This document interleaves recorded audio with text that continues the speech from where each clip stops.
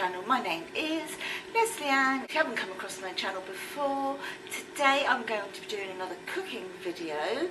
So if cooking is something that you like, or baking is something that you like, then I'd love it if you would consider subscribing to my channel.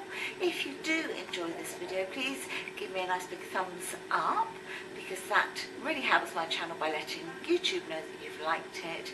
And if you do enjoy it, then please press the notification bell, and then you will know when I've done all of my new cooking, baking uploads. I do lots of other things on my channel as well, but if it's cooking that you're really interested in, then yeah, press the notification bell. So today I am cooking our dinner.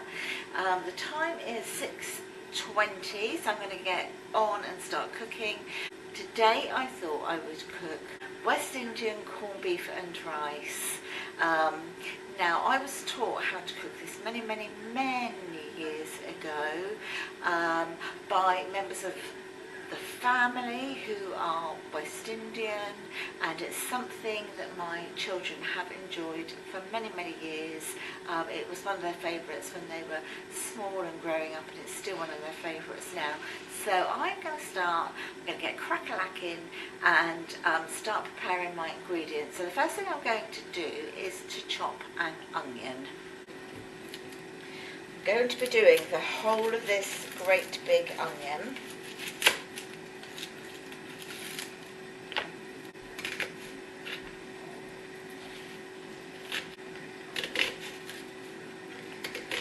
So I don't want to cut this too finely, so they will be in chunks about this wide, but I will still continue to cut this up.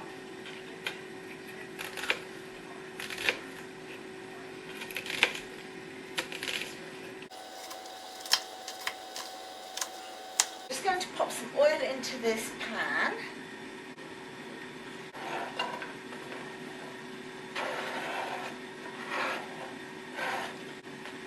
I'd normally put fresh garlic in with this, but I don't actually have any, so I'm just going to pop some garlic granules in here a bit later. They're just going to saute down. I put chicken in here in the air fryer for the dogs, if you can hear that noise. I take 2 tins of corned beef.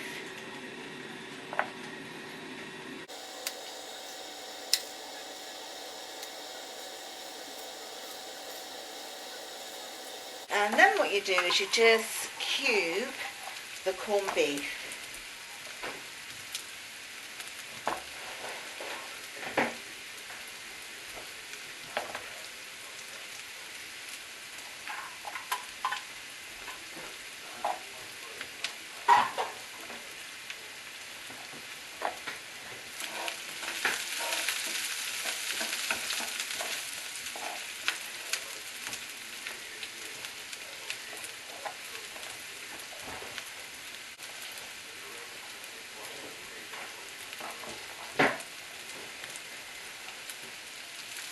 That all goes into your pan with your onions.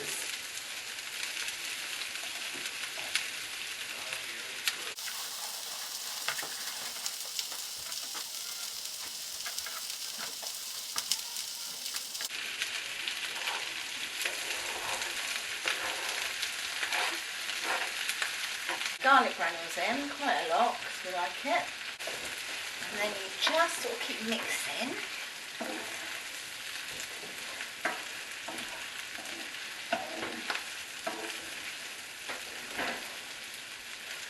The corned beef will break down,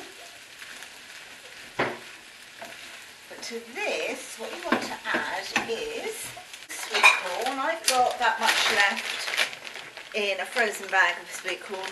Usually I would use just a can, but I don't need to because I've got that, so I'll just add that to it. I need to get my rice on as well. Actually a really quick dish to do, it doesn't take long at all.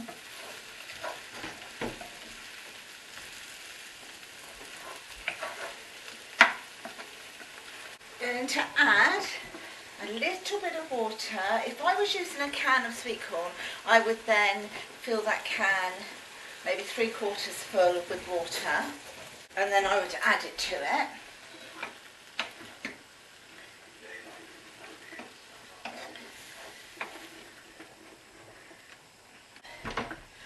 You add some ketchup. If you haven't got ketchup, you can use tomato puree, but ketchup really does it. This is what I was told to use when I first started making it, and when I've made, I've been using it ever since. And then this just all gets mixed together. So what I'm going to do now is just put it onto a lower heat, because I need to get my rice on now. I'm just going to move this over here, and it's all cooked now, so you just need to really keep it warm. So on a very low heat. Right, for my rice, I've got a cup and I've got my rice.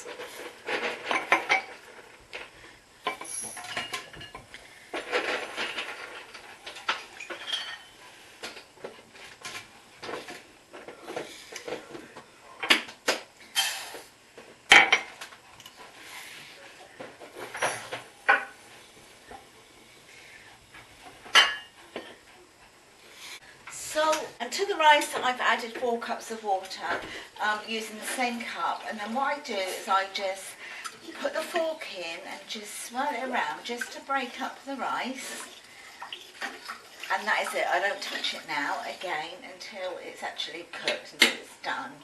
So I'm going to pop the lid on, let that come up to a nice boil, stir this, see how this is going. I might just turn that up a tad, because I want it to sort of thicken a little bit. Okay, whilst that is on and cooking, I'm going to make my West Indian fried dumplings. Okay, so I'm just going to make these the way that I was shown how to make them many years ago, and still continue to make them. As I say, I was taught how to make these by an auntie in the family who is from Jamaica, and this is how I stuck to making it. Some people might make it different. If you have been taught differently, then that's how you've been taught, but this is how I've been taught to do it. So you just take your flour. This, I've got self-raising flour. I don't measure, I just kind of go for it and put it in and kind of gauge how much I think I'm using there. I go in with a bit of salt. Now some people will say you only use water, some people will say you only use milk. I tend to use mostly milk. If you want to do sweet dumplings, at this stage is when you can pop some sugar in, but I just sort of pour some milk in and then stir it, and you're looking to bring all the ingredients together exactly as you would be if you were making like an English dumpling. So you're bringing all of these ingredients together, look, like this.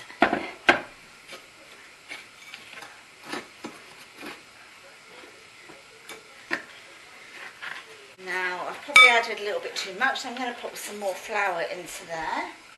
So just sort of keep an eye on your rice as well.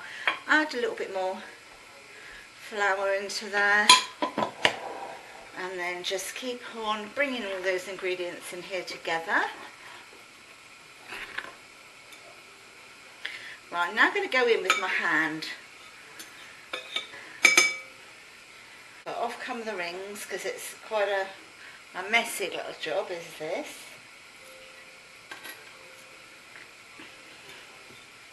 So I'm just going to bring them all together, just knead the ingredients together.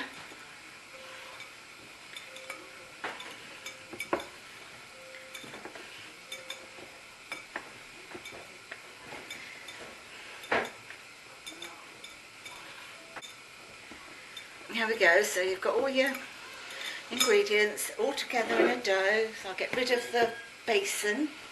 In my wok, put the wok on. Put the wok on. Wok on. Wok on, and walk off. Walk on, Tommy.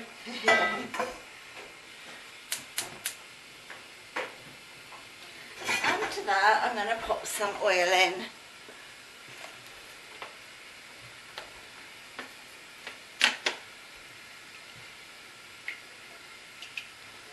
Give it another stir while this is heating up.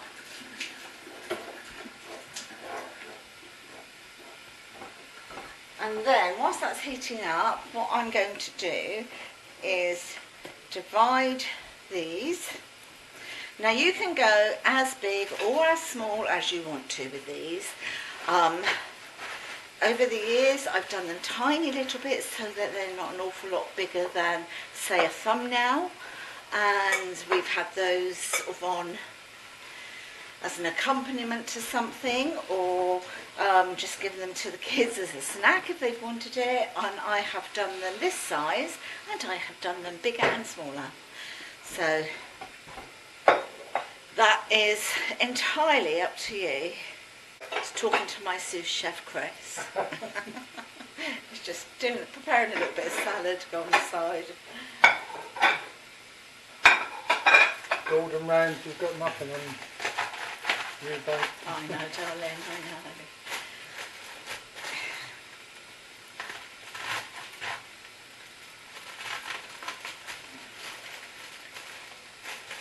And then when you think your oil is hot enough, I'm just going to chuck a little bit in and see.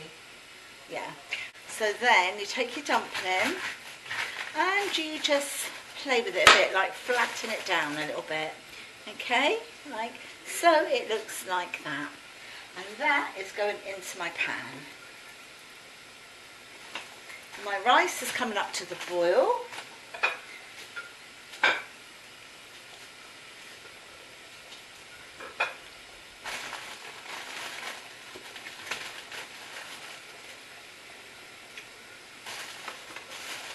If you need to add a bit more flour for your hands, then of course, now's the time to do it. And I will put 4 of these in at once. And you just sort of keep an eye on them. You're looking for a golden colour on each side.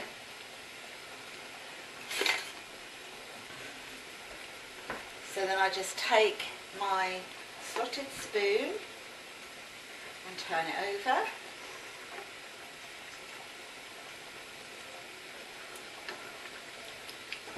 I will turn my pan down now because the oil is very hot now.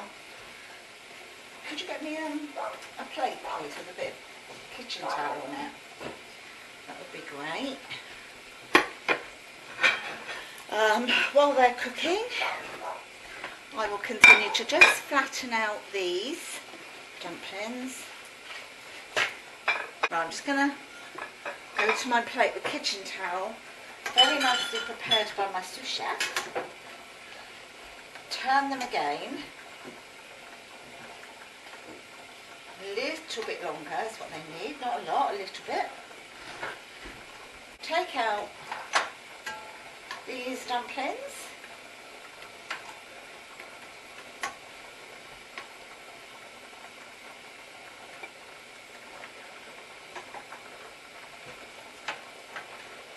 They need a little bit longer, those two. Put another 2 in whilst I check on these 2. And these are now done.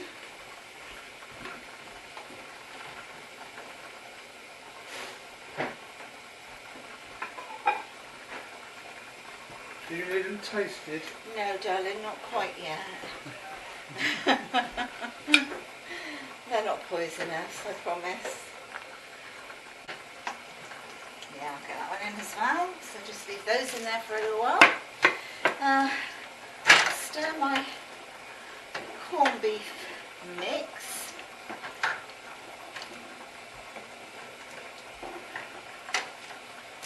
I'm going to just turn that up very slightly. I want it to thicken up a little bit. Right, so let's have a look at these. Turn them over.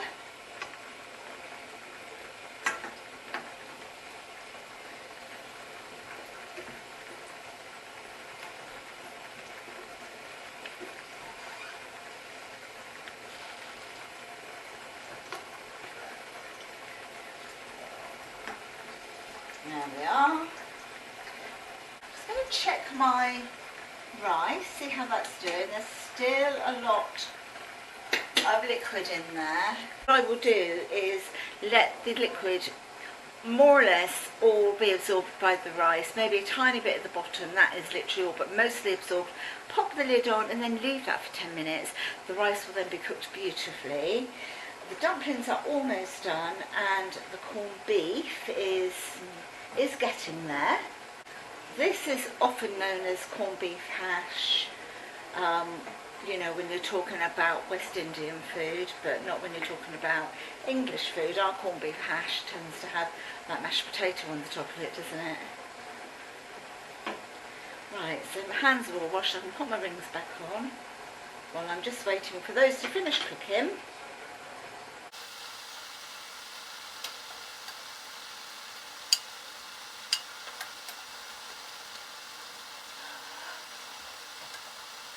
Right, so this is the dumplings. They're all done now. They look absolutely lovely.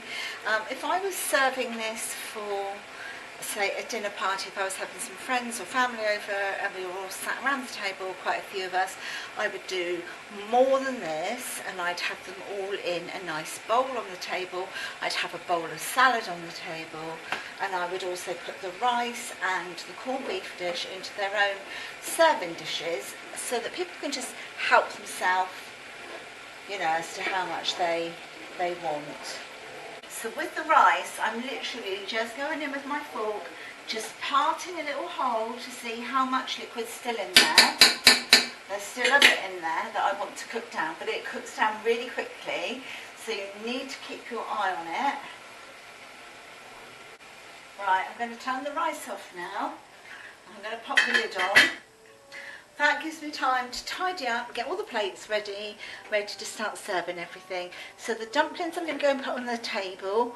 Right, now I've got the rice, which is, can you see, beautifully, beautifully fluffy.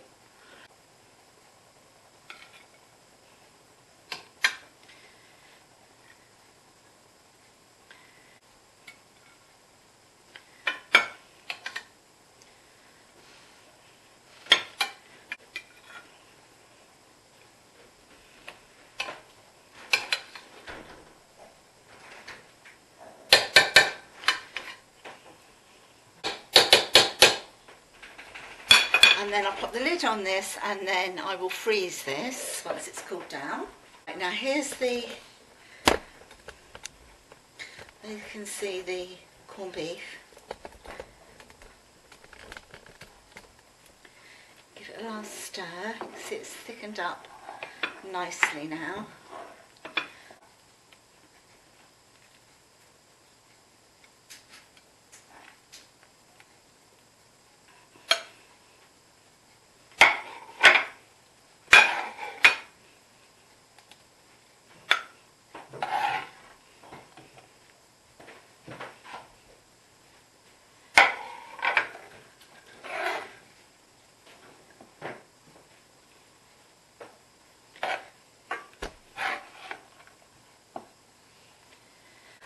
And there we have it. So this is West Indian corned beef and rice with fried dumplings that we've yet to pop onto our plates.